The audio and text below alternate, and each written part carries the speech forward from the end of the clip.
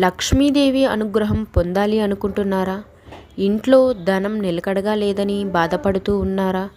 అయితే శుక్రవారం రోజు లవంగాలతో ఈ చిన్న పరిహారం చేసి చూడండి.